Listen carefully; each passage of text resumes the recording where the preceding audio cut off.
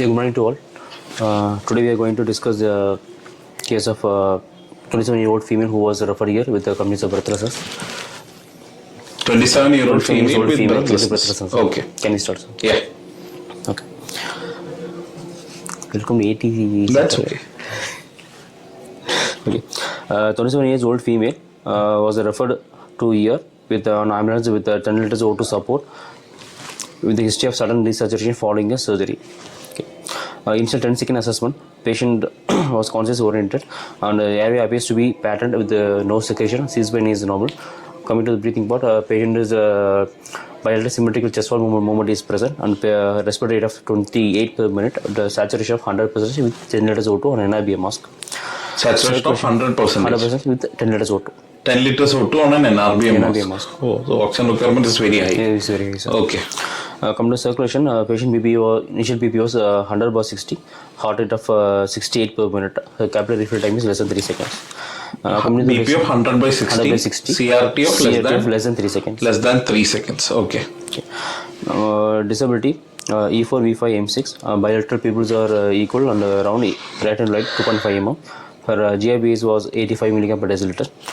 Exposure, patient is febrile, temperature of 100 degree Fahrenheit. Bilateral pitting period was there and patient was all fullest catheter was in situ. The Romac drain in situ in left iliac region. What was in situ? Follis catheter was in situ. Romovac drain. Romovac drain was there. Okay. In the abdomen. In the abdomen, left iliac region. The left iliac region, there was a drain placed. Drain placed with it has with 100 ml serous sanguineous collection was there. There was a 100 ml of serous sanguineous collection. So basically, we are dealing with that. What is the age of the patient? 27 years old female. 27-year-old female who came in with breathlessness. She had a recent surgery. She had a recent surgery for what? So she was underwent laparoscopic myomectomy. Laparoscopic myomectomy was done and she has come with breathlessness to you, and there is a drain in place. There is a 10 liter of O2 on NRBM. Yeah. Okay. So can you just say from this whole thing, what is your inference? Whatever you have seen and examined initially, bilateral examination, there was crepitations. There was bilateral basic crepitations. Bilateral basal crepitations was there, and she's oxygen requirements 10 liters, NRBM, and saturation is 100% maintaining. Okay. So right now she's in the ABG was taken. It showed type 1 respiratory failure with metabolic alkalosis was there. ABG of pH of? pH of 7.467. 7.467. Okay. And PO2 of 45. PO2 of 45. And a SOT of 83.9. So what was the saturation on the monitor? Saturation monitor was 100% with 10 liters O2. So, and while taking ABG, patient was not on O2. So when we are taking this ABG, the patient was not on O2. Yeah. Okay, so that sounds good. Okay. Otherwise, saturation of 100% there, and here now it is only 83%. So the PO2 was only 43. PO2 was only 7.46 pH, PO2 43. What is the bicarbonate? Bicarbonate was 29.1. 29. So what is your inference from the ABG? The metabolic alkalosis is there along with type 1 respiratory failure with metabolic alkalosis. So 7.46 pH and bicarbonate of 5 towards alkalosis, metabolic alkalosis, and there is PO2 is less than 60. So there is type 1 respiratory failure. PCO2? PCO2 was 42.7. PCO2 42.7. Okay, so what usually happens when there is a metabolic alkalosis? What happened to the PCO2? Comes down. It should be coming down for the compensation. Okay, so what could be the expected PCO2 for this patient? For this patient, 0.5 times 30, 20.6, so 8. It should be more. Expected PCO2? PCO2 is like 45. Now it is 42, no? 42, what will happen in metabolic alkalosis? Metabolic alkalosis of PCO2 should rise. Respiratory alkalosis, there is carbon dioxide washout. In metabolic alkalosis, there will be some amount of buildup will be there. So 42, is it okay? Is it acceptable, or it is on the higher side, lower? It should be a little bit higher side. Okay, but it is on a little bit on the normal side. It is adequately compensated. That's what we can formula, say. You should come. So Windows formula, you use it for metabolic alkalosis, not you use it for acidosis. It is alkalosis here. So metabolic acidosis, you use Windows formula, but here you see that there is a bicarbonate increase. So simultaneously PCO2 can also increase, but here it is only on the normal side, normally, but 35 to 45 between that. So it is, I think it is adequately compensated for time being. So metabolic alkalosis is there with type 1 respiratory failure. There is no carbon dioxide buildup. If there is carbon dioxide buildup also, we could have called type 2 respiratory failure. That is the only difference. Okay. So you started her on oxygen. Why you decided to start her on an NRBM? Why didn't you choose a nasal prongs for her?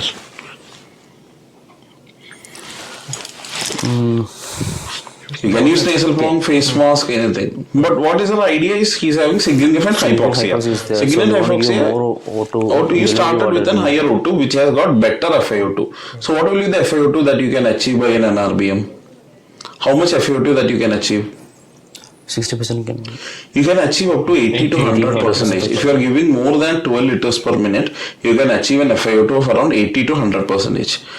For that reason, you can start. You want to give a higher FiO2, you started her on an NRBM, and later on, as the saturation improves, you can taper down the oxygen and put her in a normal face mask or nasal prongs, depending upon the improvement status of the patient. So initially, you started her on NRBM, no worries, you can start.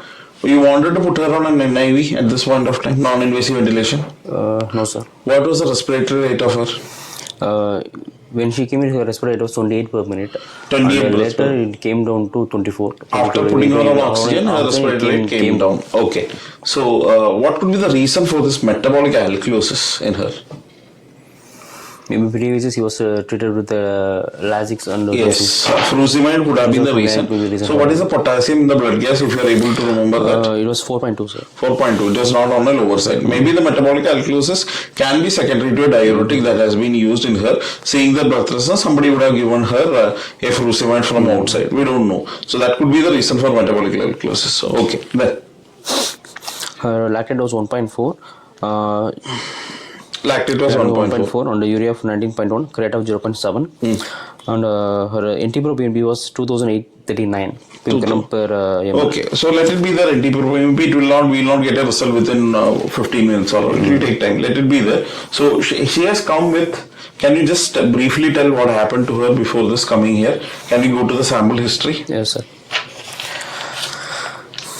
Actually, this 27 years old female was a known case of hypothyroid. So 7 years back, she underwent a thyroidectomy. Okay. So for that, she was on tablet thyroxine for 150 mg. 150 micrograms. She was taking a replacement dose. She was married for the last 5 years, and she was on infertility treatment. So undergoing the infertility treatment, they found out that some fibroid was there. So for that, she was getting infertility treatment in terms of OCPs. Tablets she was taking. Ovulation induction agents, what she was taking? No, so she was like, just now they have started treatment for that. They found that she has got a myoma. She was having myoma, so they have undergone a diagnostic hysteroscopy with the lap myomectomy with endometriotic nodal fulguration and GA was done for that patient. Okay. Following that, patient developed a desaturation that day, and there was a significant drop in her HP. Immediately post-operative period. Post-operative period. So she had one episode of vomiting, and she had one episode of vomiting post-operatively, and she had hypertension was there, and she started bleeding from the vagina and the operator sides. Okay. So they immediately have done used the abdomen. In the thing, they have found the patient was having some hemoperitoneum. So the patient was taken for a relook surgery the next day. Okay, re-exploration was done. Okay. In the thing, they have found out the patient was having some bleeding, and around 1 liter of blood was being removed from there. Okay. And removed from there, and some bleeding points was checked and cauterized, and drain was placed. Okay. And patient was transfused 3 units of PRBC and 2 units of FOP. Okay. So what is the history? She was taking treatment for her infertility, and they found her a myoma, and they were planned for a myomectomy. Diagnostic hysteroscopy with a myomectomy was planned, and she was in the ICU post-operatively, and she developed an episode of vomiting, and later on she had bleeding, PV, and hypotension. Initially she had hypertension, and later on she had hypotension. And when hypotension developed, they did an ultrasound abdomen. They found out that there is a collection. So they have re-explored her and found out that she had hemoperitoneum, and the hemoperitoneum was managed. For that blood loss, she was transfused with blood products. She was received 2 pints of ARBCs and 3 pints of FFP. 3 pints of PRBC and 2 pints of 3 pint of PRBCs and 2 pint of FFP in how much time? the exact time period we don't know, sir. We don't know. So in the intra also she was transfused. Okay, intraoperative period also she was transfused. Post-operative period also she was transfused. So she had received more than 3 to 5 pints of PRBC. We are not very sure how much she has received. And after that, what happened to her? And after that, she started developing breathing difficulty, and sudden disease saturation was also there. Okay, so how much time after the transfusion? After 4 hours. After 4 hours after transfusion, she started developing breathlessness. So this whole blood products was transfused with a short span of time. So how much time they have transfused? Any idea? We are not able to know. We have not got that information. Maybe with a very short span of time, she has been transfused nearing 3 pint of PRBC. That is what documented. But pre-operatively also she has received PRBC and FFP also has been given. And she developed a breathlessness after 4 hours. So before that there was no breathlessness. There was no having any breathlessness. No. Okay. So and breathlessness, and she has been referred here for further management. Yes, sir. So what with this overall picture, what do you think? What the patient probably having? One thing is the patient could have TRALI. First thing. Second, can you explain the full form of TRALI? Transfusion associated acute lung injury can be there. Transfusion related acute lung injury. Okay. Second thing, second possible diagnosis is TACO. Transfusion associated circulatory overload. Transfusion associated circulatory overload. So from the history, whatever we have got, she had underwent a surgery, then she had a problem, complication, post-operative complication. There was a re-exploration, and she had a significant hypotension and hemoperitoneum. For that reason, they have transfused a lot of PRBCs and FFP, and following that, she started developing breathlessness. So that is one thing that we have considered. So probably you said the two possibilities: transfusion associated lung injury or transfusion associated circulatory overload. So what is the basic difference between TRALI and a TACO? Actually, TRALI is usually like antigen antibody mediated kind of thing will be there, and it is like within 6 hours of transfusion, patient will be developing new onset of breathlessness. Those things will be there in TRALI. But in case of coming to TACO is like is more of like is because of the volume overload. Okay. It is proportional to the amount of fluid amount of volume which we have given to the patient. So there is TACO is basically a patient will be going for some heart failure kind of thing will be there. So the BNP will be raised in that thing. See, BNP, just leave it alone. Just leave it alone. We'll just see clinically. So 4 hours after this, she has developed sudden onset of breathlessness, and more in suiting is a young female. Right? Young female, volume overload, the heart will try to manage somewhere or other, and somewhere or other the pumping will improve. So circulatory overload, more than circulatory overload, maybe more in favor of a transfusion associated lung injury. But TRALI again, it is as you just like our ARDS. Just like our ARDS, she will have sudden onset of breathlessness. There will be bilateral crepitations. There will be infiltrates in your chest X-ray. It is an antigen antibody mediated sort of a response she will be having, and she will all have all those features just like ARDS. So our management will be we have to stop the transfusion, any transfusion we are going in, and we have to manage just like ARDS. So how she was managed here? We started her on oxygen, sir. Oxygen. And diuretics was given for the patient. Continuous diuretic was infection. Okay, so TRALI and TACO, we cannot 100% we cannot have a line whether it is a TRALI or whether it is a TACO. It can be, it's like a treatment. It will be like, it can be an overlap. It can be some amount of lung injury will be there, and some amount of circulatory overload also will be there. So we have to manage the fluid overload, definitely. Yes, there is a crepitation. You said the BNP is elevated. BNP elevated only means that there is a stress to the myocardium. There is a stress to the myocardium. It doesn't say that it is 100% cardiac failure. It is generated from the myocardium. So any stress to the myocardium can increase the BNP. So here BNP of 2800, it can suggest that there is some stress to the myocardium. It can be maybe due to the transfusion associated lung injury, or it can be due to the overload also. So whatever be the reason, our aim is to stabilize the airway, breathing and circulation. So airway part, as you said, you started her on oxygen. If needed, we can put her on an NIV also. That is the next thing. We can put her on an NIV if there is no contraindication, there is no hypotension, well tolerated, no good GCS. We can put her on BiPAP. That will be our first set. Then we don't have any other options to treat. Maybe fluid overload is there, we can give a diuretic and we can try to remove some excess fluid. So you can continue what was done for her. Okay, sir.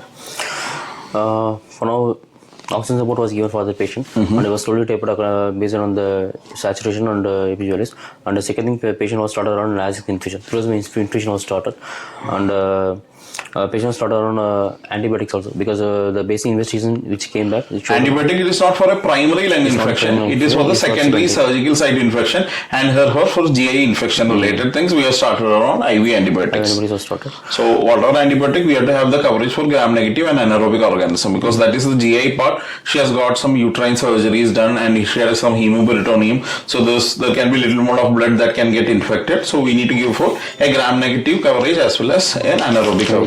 Okay. How did the patient respond to your treatment? Patient was getting better, sir, but at a point of time, patient started developing hypotension was there. Okay. So for that, artery line was secured, and the patient was started on nod and infusion was started. Why she developed hypotension? What could be the reason that she developed hypotension? Maybe acute heart failure.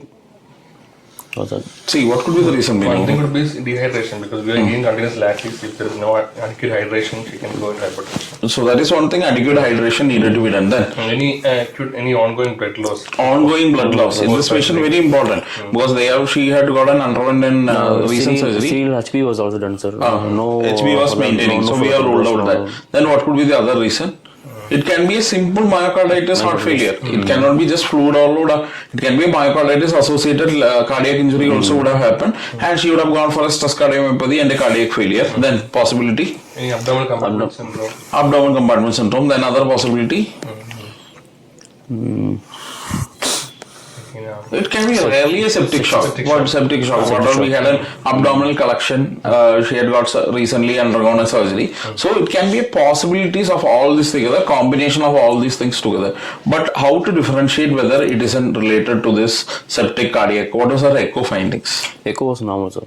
Echo was normal. Usually in sepsis and usually going for a stress-induced cardiomyopathy, the customers cardiomyopathy will be there. But here echo was normal. So echo was normal. So it can be more in favor of maybe a dehydration. Maybe volume depleted due to excess of Lasix use, and intake also would have been cut short. Maybe related to that. So what we can do, we can just see the IVC. How's the IVC? IVC is initially collapsible. Initial collapsible. So it's more in favor of what is that she's depleted. Volume was depleted. Maybe giving some more volume would have replenished that and hypotension would have settled. So, but here you are in doubt whether it is a cardiac failure or whether it is to give volume. So use your ultrasound machine and echo. See the IVC, see the heart. If heart is well, RV is empty, you give fluids. If IVC is collapsing, give her fluids. So noradrenaline, maybe after fluids we could have started noradrenaline, not straight away into noradrenaline. Then what was done for her? Fluid was started improved. After starting fluid also, like BP was like still 90-40, later only. Okay. After noradrenaline? After noradrenaline also, like BP, after noradrenaline BP improved to 110-70. 110-70, and later on it was tapered down. Okay. So what was the other markers? Anything was elevated? For this patient, the CRP was 130 and procalcitonin of 1.25, sir. Okay, it's a mild bacterial infection only showing. So my question here will be, how will you prevent this TRALI and TACO? You have to give blood. There is no point that we cannot give blood for her. So how will you prevent TRALI? Very difficult to prevent because an antigen antibody mediator response. So we cannot say which patient is going to get that. But for this patient, yes, she has developed this. So next chance is very high. So we can be more cautious. For routine patients, how will you prevent this TRALI and TACO? For routine patients, it is better to avoid taking blood from multiparasomals. Okay. So they will be having like the HLA class of class antigen will be there, so that will be causing a TRALI in the patient who are receiving. That is one thing that you can do. One thing. And the second thing is irradiation of the blood products we can do. And in case of TACO, it is better to, whenever we are transfusing patient, we should transfuse over time. Like if we are transfusing PRBCs, it will be like 1 to 2 ml per kg. Like we have to transfuse. We have to 1 to 2 ml per minute. 1 to 2 ml per minute has to be transfused. And coming to plasma products, it should be like 5 ml per minute can be transfused for this.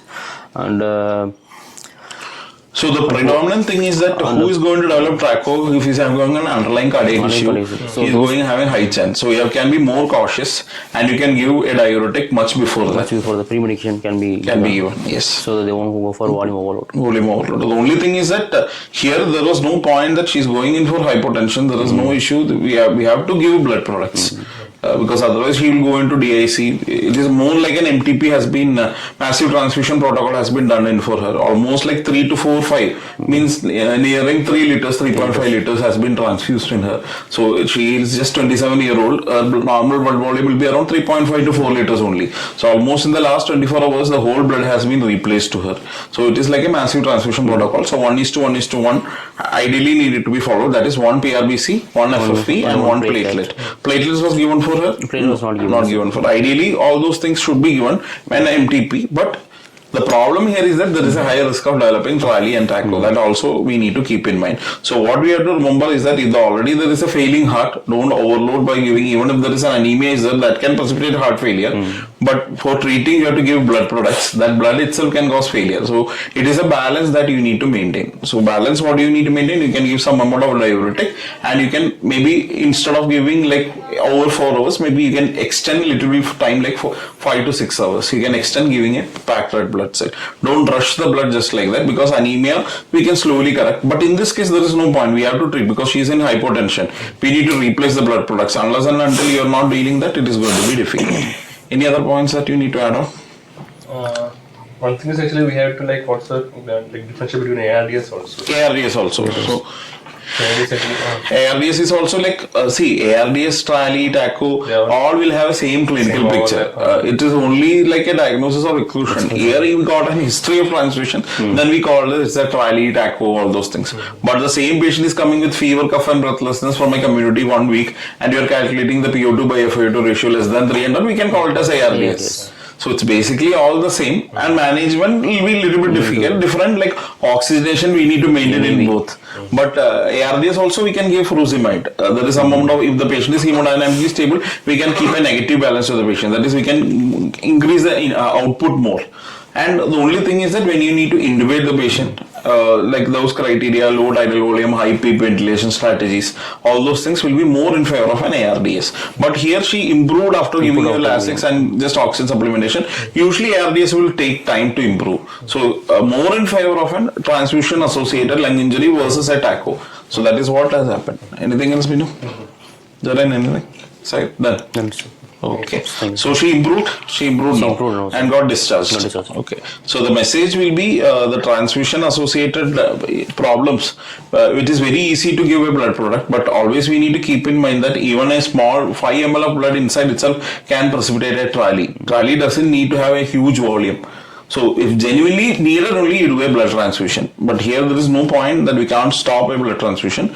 And always consider their cardiac condition before deciding the amount of blood needed to be transfused. Okay. Thank you. Thank you, sir.